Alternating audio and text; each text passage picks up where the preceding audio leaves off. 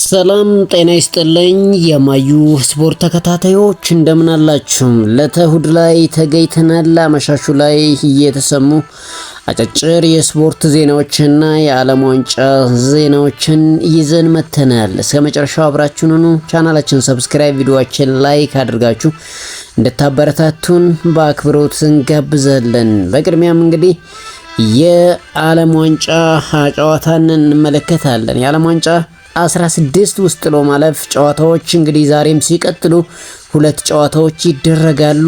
የዓለም ዋንጫው የምንጊዜም ስኬታማ ሀገር ብራዚል ከኖርዌይ ጋር ጨዋታዋን ታደርጋለች። እንግሊዝ በበኩሏ ከውድድሩ አዘጋጅ ሀገር ሜክሲኮ ጋር ተጠባቂ ጨዋታዋን ታደርጋለች። ሁለቱ ክለቦች አሸናፊ በሩብ ፍጻሜው እርስ በርስ የሚገናኙ ይሆናል። ምሽት 5 ሰዓት ላይ ብራዚልን ከኖርዌይ፣ ሌሊት 9 ሰዓት ላይ ደግሞ ሜክሲኮን ከእንግሊዝ የሚያደርጉ ጨዋታ በጉጉት ይጠበቃል። በሁለቱም ክለቦች መካከል አንዳንድ ዜናዎች ተሰምተዋል። በብራዚል እንዲሁም በእንግሊዝ ብሔራዊ ቡድኖች ወደ ሜዳ የሚመለሱ ተጫዋቾች እንዳሉ እየተነገረ ይገኛል። ስለዚህ እናወራለን። እንዲሁም አንዳንድ የዝውውር ጭምጭምታዎችንም የምናግራችሁ ይሆናል። ነገር ግን ስለ ትላንትናው ጨዋታ የሆነ ነገር ብለን ወደ ዛሬ የምንመለስ ይሆናል። ትላንትና ሁለት ሀገራት እንግዲህ ሩብ ፍጻሜውን ተቀላቅለዋል። አንደኛው አፍሪካዊቷ ሀገር ሞሮኮ ናት። ሞሮኮ አዘጋጇን ሀገር ካናዳን 3-0 በማሸነፍ ቀጣዩን ዙር የተቀላቀለችው ክለብ ሆናለች። እንግዲህ ሞሮኮ በድንቅ ብቃት ታግዛ ነው አዘጋጅ ሀገር ካናዳን ከውድድሩ ያሰናበተችው። የሞሮኮ ወሳኝ ሁለት ግቦችን ያስቆጠረው ኡናሂ ቡድናቸው ያለውን ሰጥቶ ማሸነፉን ገልጿል።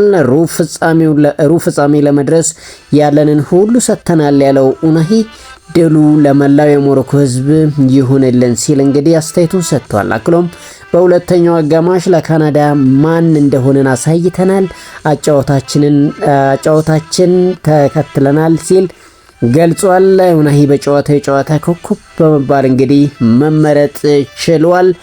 በሞሮኮ እንግዲህ 3-0 ተሸንፈው የተሰናበቱት ካናዳዎች አሰልጣኝ እድል ፊቷን አዙራ ባናለች ሲል ጄሲ ማርሽ ተናግሯል። እንግዲህ አሰልጣኝ ጄሲ ማርሽ ከጨዋታው በኋላ ጥሩ የተጫወትነው እኛ ነበርን በማለት ተናግሯል። ምርጡ ቡድን እኛ ነበርን ያሉት አሰልጣኝ ጄሲ ማርሽ ነገር ግን እድል አብራን አልነበረችም ሲሉ ገልጸዋል። አሰልጣኙ አክለው ሞሮኮ በትልቅ ደረጃ የመፎካከሩ ጥረት ያላቸው ተጫዋቾች መያዟን ግን መሸሸግ አልቻሉም። እንግዲህ ሞሮኮም ሩብ ፍጻሜውን ተቀላቅላ ከፈረንሳይ ጋር እንግዲህ እንደምትጫወት አረጋግጣለች። ፈረንሳይ በጣም ተቸግራ እንግዲህ ፓራጓይን 1-0 በኪሊያን ምባፔ ፔናልቲ ጎል አሸንፋ ቀጣዩን ዙር ተቀላቅላ ከሞሮኮ ጋር የምትገናኝበትን ትኬቷን ቆርጣለች። ይህ ጨዋታ እንግዲህ በጣም አሰልቺ እንደሆነና ፈረንሳይ ደግሞ 150ኛ የዓለም ዋንጫ ወይም በውድድሩ ታሪክ በዓለም ዋንጫ 150ኛ ጎሏን ያስቆጠረችበት ኪሊያን ምባፔ 7ኛ የዚህ ዓመት የዓለም ዋንጫ ጎሉን ያስቆጠረበት እንዲሁም በአጠቃላይ 11 ጎሎችን በማስቆጠር ሪካርዱን ያሻሻለበት ቀን ነበር። ነገር ግን በጨዋታው በጣም ግፍትሬዎች ትግሎች ነበሩ። ከዚህ ጨዋታ በኋላ እንግዲህ የፓራጓይ ተጫዋቾች በጨዋታው ወቅት ኪሊያን ምባፔ ላይ ይሳቁና የተነኮሱት ለማበሳጨት ሲሞክሩ ነበር። የቡድኑ የድል ጎል ያስቆጠረው ኪሊያን ምባፔ ከጨዋታው መጠናቀቅ በኋላ እሱም ተመሳሳይ ነገር ማድረጉ ተነግሯል። ምባፔ ጨዋታው ካለቀ በኋላ እንግዲህ ወደ ፓራጓይ ተጫዋቾች ፊት እየሄደ ሲስቅባቸው እንደነበር የፓራጓይ ግብ ጠባቂ ምባፔን ሰላም ለማለት ሲሄድ ምላሽ ሳይሰጠው ያለፈበት የፓራጓይ ግብ ጠባቂ አርናልዶ ግን የጨዋታ ኮከብ ተብሎ የተመረጠበት በጣም አስገራሚ ጨዋታ ሆኖ ነው እንግዲህ የተጠናቀቀው። የፈረንሳይ ወሳኝ ጎል ያስቆጠረው ኪሊያን ምባፔ ከጨዋታው በኋላ የፓራጓይን ጨዋታ መንገድ ክፉኛ ተችቷል። ምባፔ ሲናገርም እጃችንን ማቆሸሽ ካለብን እኛም ማቆሸሽ እንችላለን፣ አጥቅቶ መጫወት የሚያውቀው ቡድን ብቻ አለመሆናችንን ማረጋግጠናል ሲል ተናግሯል። አክሎም ጥሩ እግር ኳስ ብቻ ይጫወታሉ ብለው አስበው ነበር፣ ነገር ግን የማይረባ እግር ኳስ መጫወትም እናውቅበታለን ሲል ተደምጧል። ይህ የእነሱ አጫወት ነው። በዚህ መንገድ እኛን ለማሸነፍ ሞክረዋል፣ ነገር ግን በመጨረሻ በራሳቸው መሳሪያ አሸንፈናቸዋል ሲል ኪሊያን ምባፔ ተናግሯል። ሪያን ቸርኪ በበኩሉ እንግዲህ 30 ጥፋት ሰርተውብን እንዴት አንድ ካርድ ሳይመለከቱ ሊወጡ እንደቻሉ አላውቅም ሲል የዳኛውንም ስራ እንግዲህ የተቸበትን ቀን እና ሀሳብ ተናግሮ አሳልፈናል። ብቻ አስገራሚ የሆነ ጨዋታ በዚህ መልኩ አልቋል። የፈረንሳይ ብሔራዊ ቡድን አሰልጣኝ ዲዴ ዴሾ ስለ ፓራጓይ ኃይል የቀላቀለበት አጫወት አስተያየቱን ሲሰጥ እንግዲህ አሰልጣኙ ሊዮኔል ሜሲ በዚህ ሁኔታ ውስጥ እንዴት ያን ሁላ ጎል አስቆጠረ የሚል ጥያቄ አጭሮብኛል ሲል ራሱ ተናግሯል። ምክንያቱም አንዳንዱ ጨዋታ እንግዲህ በዚህ አይነት የተደረገ ከሆነ የሜሲ ስኬት የበለጠ አስደናቂ ያደርገዋል ሲል እንግዲህ ሜሲ በፓራጓይ ላይ እንግዲህ የሰራውን ያስቆጠራቸው ጎሎች የሜሲ ድንቅ ብቃት የታየባቸው እንደሆኑ እንግዲህ ሳይሸሽግ አልፏል። ዛሬ እንግዲህ ብራዚል ከኖርዌይ ጋር ትጫወታለች። ብራዚል ኖርዌይን አሸንፋ አታውቅም ይላል እንግዲህ ሶልባከን። እንግዲህ የኖርዌይ ብሔራዊ ቡድን አሰልጣኝ ሶልባከን ኖርዌይ ከብራዚል ጋር የተሻለ ታሪክ እንዳላት ገልጸዋል። ከብራዚል ጋር ብዙ ጨዋታ አላደረግንም፣ ነገር ግን በታሪክ ብራዚል ኖርዌይን አሸንፋ አታውቅም ሲሉ አሰልጣኝ ሶልባከን ተናግረዋል። አክለውም ብራዚልና አሰልጣኝ ካርሎ አንቸሎቲ መቅጠም ለኛ ትልቅ ክብር ነው ሲሉ እንግዲህ ጨምረው ተናግረዋል። ስለ ጨዋታ ያነሱት አሰልጣኙ ብራዚል የማሸነፍ እድሏ በጣም ትልቅ አይደለም፣ እንደ ቀድሞ አይደሉም ሲል ገልጿል። ቡድን ጥሩ ውጤት እያገኘ ነው፣ አጫወታችን ያግዘናል፣ 100% ከሆነን ብራዚልን ማሸነፍ እንችላለን፣ ካልሆነ እድል አይኖረንም ሲል እንግዲህ የኖርዌይ አሰልጣኝ ሶልባከን ስለዛሬው ጨዋታ አስተያየቱን ሰጥቷል። ዛሬ እንግዲህ ብራዚል ከኖርዌይ ጋር ወይም ደግሞ ቪኒሺየስ ጁኒየር ከኤርሊንግ ብሮት ሃላንድ ጋር የሚያደርጉት ትንቅንቅ የሚጠበቅ ጉዳይ ነው። እንግዲህ ለጨዋታው አንድ ብራዚላዊ ተጫዋች እንደሚመለስ አሰልጣኝ ካርሊቶ ተናግረዋል። ይህም ተጫዋች እንግዲህ የባርሴሎና የፊት መስመር አጥቂ ራፊኒያ ነው። በጉዳት ላይ የሚገኘው ብራዚላዊ ተጫዋች ራፊኒያ ወደ ሜዳ እንደሚመለስ አሰልጣኝ ካርሎ አንቸሎቲ ተናግረዋል። ራፊኒያ በኖርዌይ ጨዋታ በተጠባባቂ ወንበር ላይ ሊቀመጥ እንደሚችል አሰልጣኙ ጠቁመዋል። ተጫዋቹ በጉዳት ምክንያት ያለፉት 2 የዓለም ዋንጫ ጨዋታዎች እንዳመለጡት የሚታወቅ ነው። ራፊኒያ በፍጥነት እየተሻሻለ ነው፣ ነገር ግን 100% አይደለም፣ ምናልባት ተጠባባቂ ሆኖ የተወሰኑ ደቂቃዎች ይጫወታል ሲሉ እንግዲህ ካርሎ አንቸሎቲ ካርሊቶም ተናግረዋል። ሌላው ዛሬ የሚጠበቀው ጨዋታ የእንግሊዝና የአዘጋጅ ሀገር ሜክሲኮ ነው። እንግዲህ ይህ ጨዋታ በአየር ሁኔታው ምክንያት ሰዓቱ ሊራዘም ይችላል ቢባልም እስካሁን ባለው ዜና እንግዲህ ይህ ጨዋታ በተያዘለት ሰዓት ሌሊት 9 ሰዓት ላይ ይደረጋል ተብሎ ይጠበቃል። እንግዲህ የእንግሊዝ ብሔራዊ ቡድን ተጫዋቾች በአየር ሁኔታው ምክንያት እንደተቸገሩ ሲነገር ነበር። የእንግሊዝ ብሔራዊ ቡድን ከሜክሲኮ ሲጫወት አካባቢው ከባህር ጠለል በላይ ያለው ከፍታ ሊፈትነው ይችላል ተብሏል። አሰልጣኝ ቶማስ ቱኬል በቅርቡ ከፍታው አስግቶኛል፣ ፈተና ይሆንብናል ሲሉ ያላቸውን ስጋት ገልጸው እንደነበር ይታወቃል። የእንግሊዝ መገናኛ ብዙሃን በበኩላቸው ቡድኑ ይህንን ስጋት ለመቀነስ ሰውነታቸውን የሚያነቃቃ መድኃኒት ሊያስውጥ እንደሆነ ዘግቦ ነበር። አሰልጣኝ ቶማስ ቱኬል ስለ ጉዳዩ ተጠይቀው ፍጹም ሐሰት ነው፣ ተጫዋቾቹ መድኃኒት አይጠቀሙም ወይም አይወጡም ሲሉ ተናግረዋል። ከፍታውን እንዴት ልትቋቋሙ አስባችኋል ተብሎ የተጠየቀው ጆርዳን ሄንደርሰን የተባለው መድኃኒት ያግዘናል ሲል በቀልድ መልሱን መናገር ወዷል። እንግዲህ ዛሬ ሌሊት 9 ሰዓት ሜክሲኮ ከእንግሊዝ በአዜቴክስ ስታዲየም በታሪካዊ አዜቴክስ ስታዲየም የሚያደርጉት ጨዋታ እንግዲህ በጉጉት የሚጠበቀው ጉዳይ ነው። የእንግሊዝ ብሔራዊ ቡድን የቀይ መስመር ተሰላፊ ጄራል ኳንሳ ለሜክሲኮ ጨዋታ ዝግጁ መሆኑ ተገልጿል። በሌላ በኩል ሪስ ጄምስ ለጨዋታው መድረሱ እንደሚገመገም አሰልጣኝ ቶማስ ቱኬል አሳውቀዋል። ሁለቱ ተጫዋቾች በጉዳት ምክንያት ቡድኑ ከዲሞክራቲክ ኮንጎ በነበረው ጨዋታ ላይ አለመሰለፋቸው አይዘነጋም። ኳንሳ በክለቡ የመሃል ተከላካይ ቢሆንም አሰልጣኝ ቶማስ ቱኬል የቀይ መስመር ቦታ እየተጠቀሙበት እንዳሉ አይተናል። ስለዚህ ጃሬድ ኳንሳ ዛሬ ይመለሳል የሚለው በጉጉት የሚጠበቀው ጉዳይ ነው። የሜክሲኮ ደጋፊዎች የእንግሊዝ ተጫዋቾችን እንቅልፍ ለመንሳት መሞከራቸው ተገልጿል። እንግሊዝ በሜክሲኮ ማረፊያ ሆቴሏን ለመደበቅ ብትሞክርም ሳይሳካ መቅረቱ ተገልጿል። በርካታ ቁጥር ያላቸው ደጋፊዎች ወደ ስፍራው አቅንተው አካባቢውን የዘጉ ፖሊሶችን መቃወማቸው ተገልጿል። በስፍራው በርካታ ፖሊሶች ሲሰማሩ ደጋፊዎች ባሉበት ቦታ በተቻላቸው አቅም ለመረበሽ መሞከራቸው ተነግሯል። ውጭ ያሉ ደጋፊዎች የእንግሊዝ ተጫዋቾች በሜክሲኮ ሙዚቃዎች እንደተዝናኑ እናስባለን ሲሉ እንግዲህ ተደምጠዋል። ይህ በእንዲህ እንዳለ በጨዋታው ወቅት የእንግሊዝ ደጋፊዎች ለመጠበቅ 7500 ፖሊሶች እንደሚሰማሩ ተዘግቧል። ይህ ውዝግብ የሞላበት ጨዋታ መጨረሻው ምን ይሆናል የሚለው እንግዲህ በጉጉት የሚጠበቀው ጉዳይ ነው።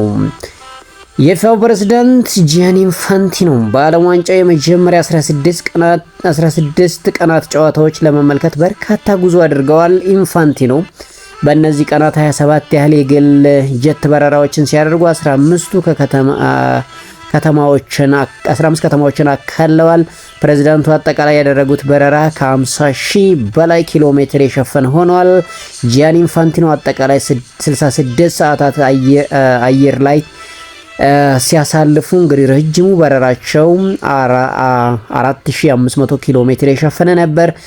የፕሬዝዳንቱ የአጭር ጊዜ የግል ጀት በረራ ከፍተኛ የካርቦን ልቀት በማስከተሉ ምክንያት እንግዲህ ከአየር ንብረት ለውጥ ተቋማት ተቃውሞ አስተናግደዋል። ከፍተኛ ወጪ የሚጠይቀው የግል ጀት በረራ ወጪውም በፊፋ ሳይሆን በአገሩ ኳታር የአየር መንገድ መሸፈኑም እንግዲህ ተነግሯል። እኚህ ፕሬዝዳንት እንግዲህ በእያንዳንዱ ጨዋታ ስንመለከታቸው ነበር።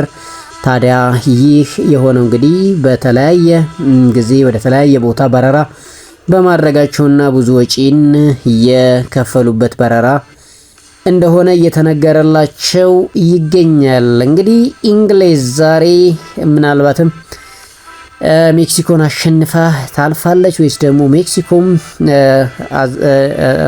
ታሸንፋለች የሚለው በጉጉት የሚጠበቀው ጉዳይ ነው። ያም ሆነ እንግዲህ ይህ ጨዋታ ሌሊት ላይ ይደረጋል።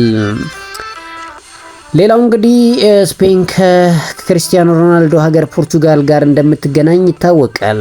የስፔኑ ግብ ጠባቂ ኡናይ ሲሞን ሀሳብ ሰጥቷል። የስፔን ግብ ጠባቂ ኡናይ ሲሞን ክርስቲያኖ ሮናልዶን ከግብ ክልላችን ማራቅ አለብን በማለት ተናግሯል። ሮናልዶ ከዓመታት በፊት የነበረውን አይደለም ያለው ኡናይ ሲሞን እሱ ከዚህ በኋላ በማድሪድ የነበረውን አቋም አይኖረውም ብሏል።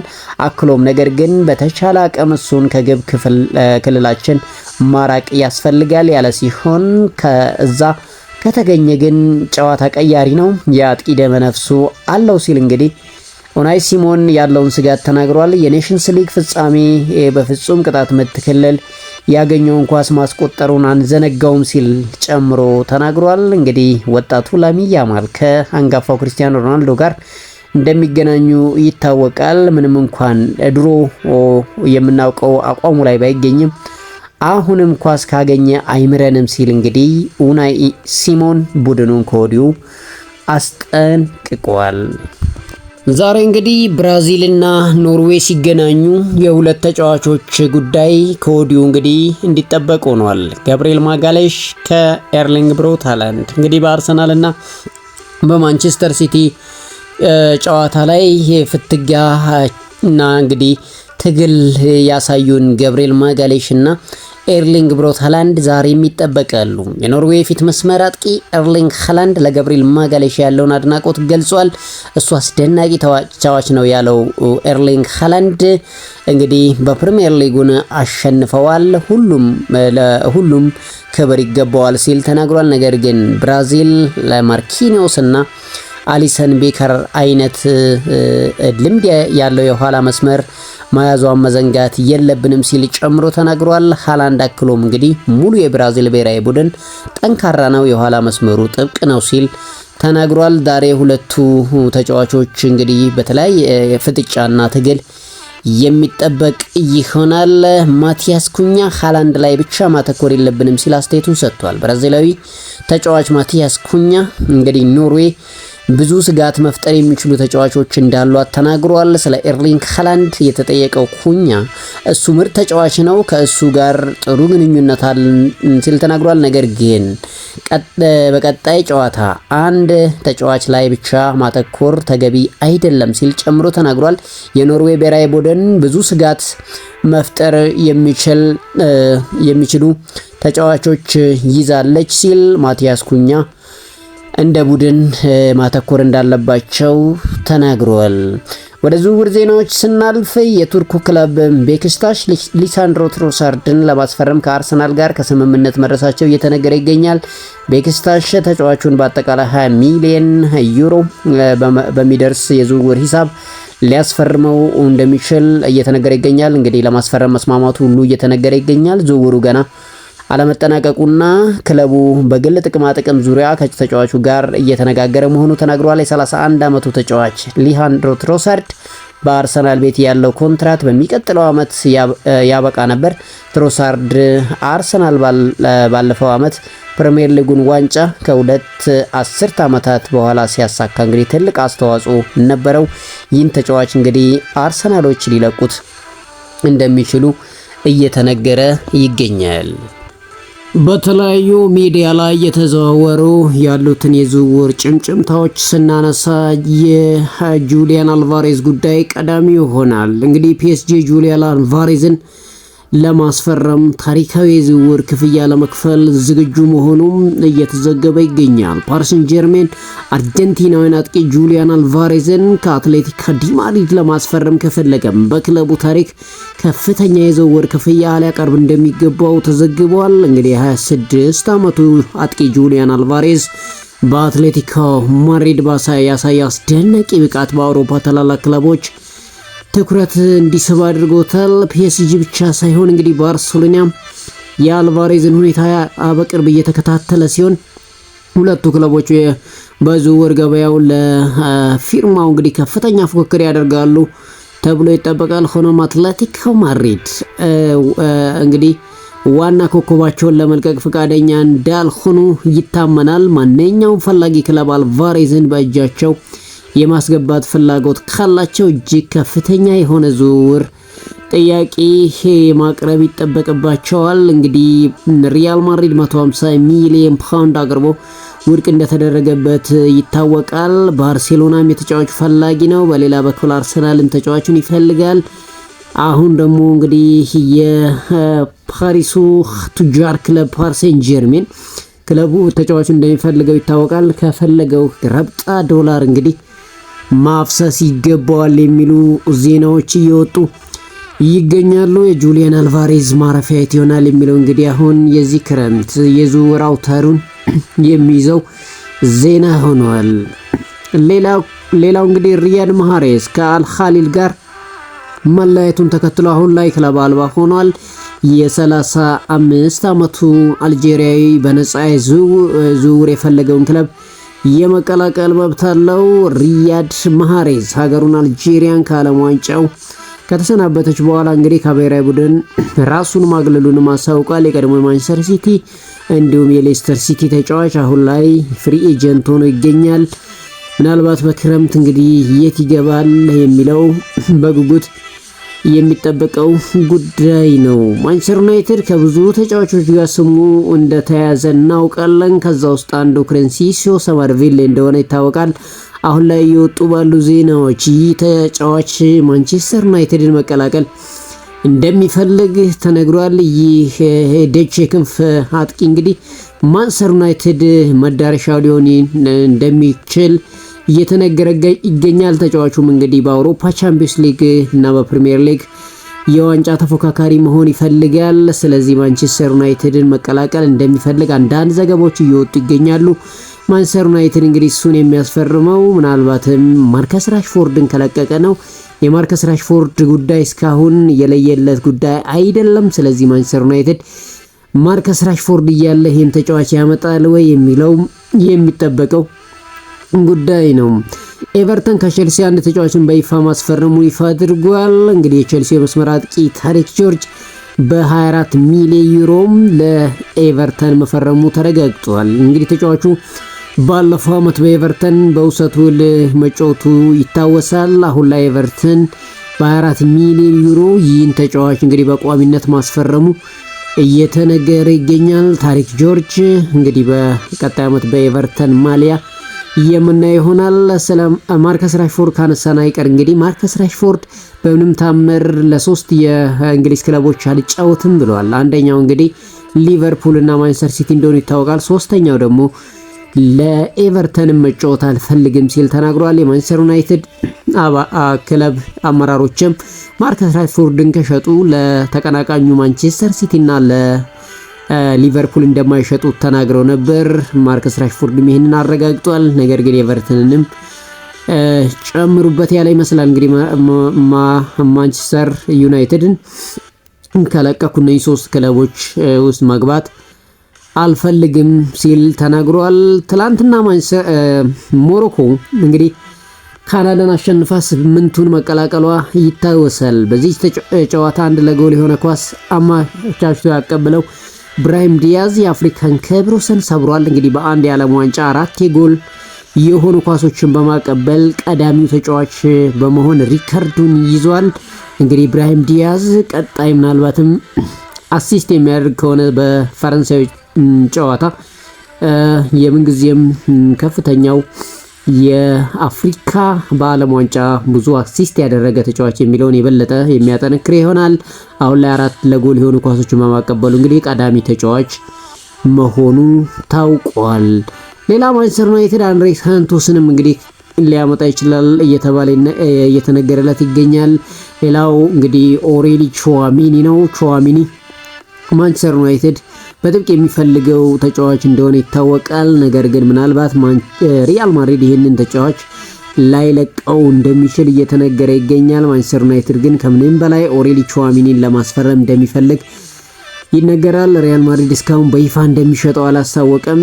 ማንቸስተር ዩናይትድ ብቻ ሳይሆን ቼልሲም እንግዲህ የዚህ ተጫዋች ፈላጊ እንደሆነ ይታወቃል። የቀድሞ አሰልጣኙ ዣቪ አሎንሶም ኢንዞ ፈርናንዴስ ክለቡን የሚለቅ ከሆነ ይህ ተጫዋች ወደ ክለቡ እንዲመጣለት ይፈልጋል። ስለዚህ የኦሬሊ ቹዋሚኒ ጉዳይም እንግዲህ የምናየው ይሆናል። በመጨረሻም በዚህ ዓለም ዋንጫ ላይ እንግዲህ ለኮከብ ግባግቢ የሚደረገው ፉክክር ጠንክሯል። የዓለም ሻምፒዮን አርጀንቲና ኮከብ ሊዮኔል ሜሲ በ7 ጎሎች እየመራ ይገኛል። ከኪሊያን ምባፔ እኩል ኤርሊንግ ብሮት ሃላንድ 5 ጎሎች አለው። ሃሪ ኬን 5 ጎሎች አለው። ኦስማን ዴምቤሌ ኦያርዛባል እንዲሁም ቪኒሺየስ ጁኒየር 4 ጎሎች አላቸው።